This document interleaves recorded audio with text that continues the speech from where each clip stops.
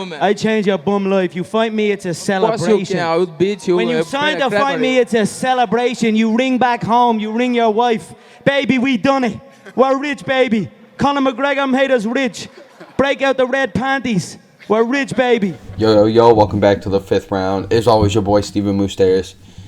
And man, where do I even begin now? UFC 276 this weekend.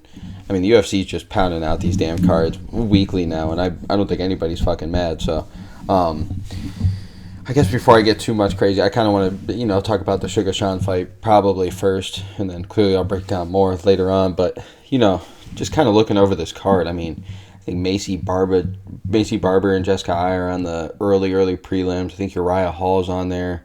I think you get Andre Muniz, and then, good Lord, Jim Miller, Tom Cerrone on the prelims. I think Ian Gary's on there. And then, I mean, my personal one, the one I'm kind of a little upset that's even on the prelims is the Robbie Lawler, Brian Barberena fight. And mainly the reason I'm a little upset about it not being on the main card is not only is it Robbie Lawler, who probably, has put so much in and has his dues in. I feel like he deserves to be at least the opener. Or, the fight after Suga Sean. I know they like to have Suga Sean open up, but still, I feel... And then, let's not forget, Matt Brown and Brian Barberena just gave us one of the better fights of the year at UFC Columbus in Ohio, so where I'm at right now, technically. But, boy, I just thought that would be... And it still might get the bump because I think it was the Miesha Tate fight just got booted from this card, so... I'm hoping that thing can make the main card, and if not, still, at least we got it for the prelim. So, really excited about that. But then, clearly, goes into the first fight that I want to talk about on the main card, with Suga Sean O'Malley as he takes on Pedro Munhoz. Which, I mean, this might be, I would probably say this is Suga Sean O'Malley's biggest test, maybe his first real test, because.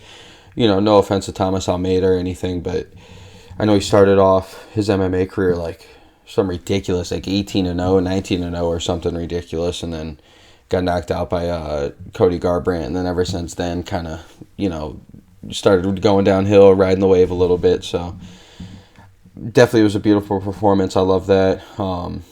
He's had a couple, and Eddie Wineland was always really game and everything, but I mean, we just saw him get knocked out viciously by Cody Stamann. And I mean, if you like Suga Sean, it's kind of funny because he's always talking about how Cody Stamann has no power and can't finish anybody, and then Stamann does that. So, but Pedro Munhoz, man, that guy is a dog. He hasn't been finished yet.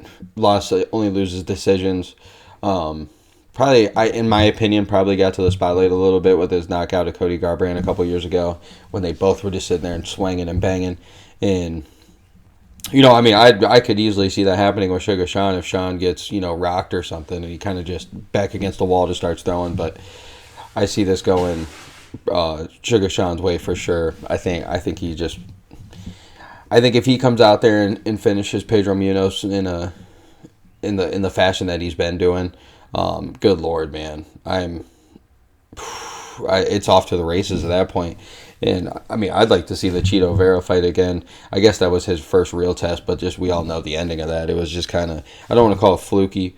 I know he loves to say he's undefeated still, and I don't know if I agree with that because Chito Vera was looking really good in that fight and definitely finished it on the ground. But I know the leg going out and everything, the ankle or whatever, I know that was kind of fucked up. But I'm on the Suga Sean train.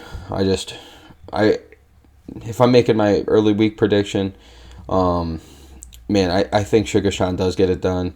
I wouldn't be shocked if if Pedro Munhoz, he's a savvy veteran in there. Man's been around for a while, still has the chin and everything. So if Suga Sean can put him out first, second, third round, it doesn't even matter really at which round. If he can do it and put on the performance this man's been doing, good God, I see Suga Sean blasting up there.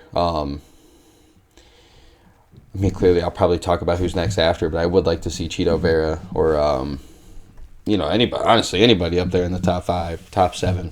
And so it's off to the races. I know he just got his contract done and everything. So, and I mean, if you're looking at Pedro Munhoz's side too, I mean, this is his last, I don't want to say last chance because, I mean, He's only lost a couple times in the UFC. Anything can happen in that division. Everybody's running through each other, but this is his prime time chance right now. I don't think there's a bigger win out there right now than Suga Sean in that weight class. So, especially to be the first one to beat him, and if he does it in a pretty impressive fashion, like we could see Pedro Munhoz a fight or two away from the title. So, I think both these boys have a lot to lose. Suga Sean, not necessarily as much.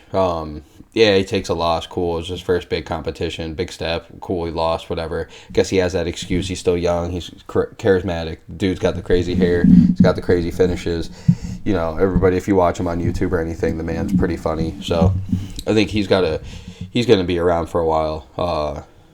And I mean, it just sucks to see him lose for the first time if it is that way.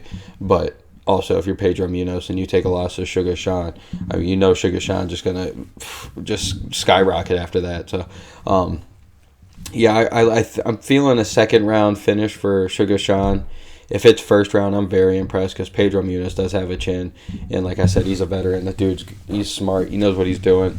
I kind of see this not as quick of a jump, but it's kind of the equivalent for me of like Hamzat jumping up to fight Gilbert Burns. I feel like, don't get me wrong, I feel like Gilbert Burns is a little better than Pedro Munhoz, but in the like respective weight classes, but still, I see it more like Pedro Munhoz has been around as long as Gilbert Burns, that type of way, like the dude's a veteran, and Suga Sean's kind of fresh baby face, even though he's been around for a while now, but still, I'm really impressed to see how this fight goes down, and I'm super excited that Suga Sean's got his chance on UFC 276. He's always got these big fight cards, and I don't care what anybody says, he makes those numbers jump up, so I'm really fucking excited to see it. But hey, this has been the 5th round. Stephen Moustaris as always, and I hope you guys have a good one.